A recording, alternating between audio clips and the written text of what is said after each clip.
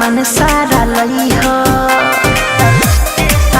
अरे राजा जी हाली महीना बाजार पिया जई हो। ले ला लिस्ट सामान सारा लई हो। नहीं भूली हो साठी के चौरावा हो।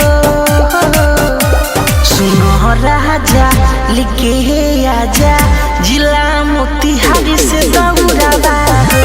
सुनो राजा लिखे आजा जिला शिवहर से दौड़ावा हो।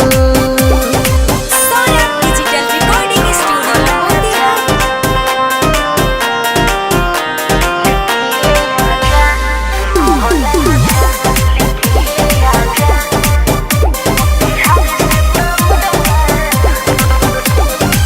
ताजा तू नारियले कह पिया बिन के ठेकुआ छानेला चीनी चकिया से किन के।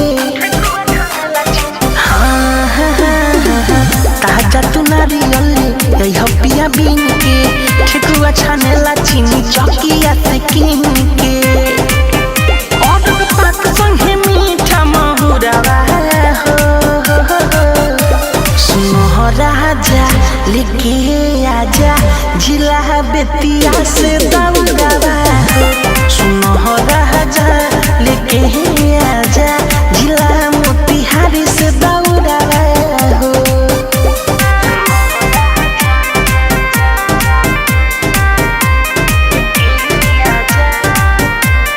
म्यूजिक बाय मंटू मनी।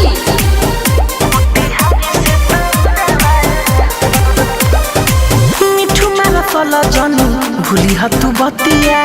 सूर सागर जी के सीखे के अदतिया। हो हो हो हो मिठू मारा फल जनी भूली तू बतिया। सूर सागर जी के सीखे के अदतिया। ना बाजार करे देवारा लहुरावा हो। सुनो राजा लेके आजा जिला चंपारण से दौड़ावा हो।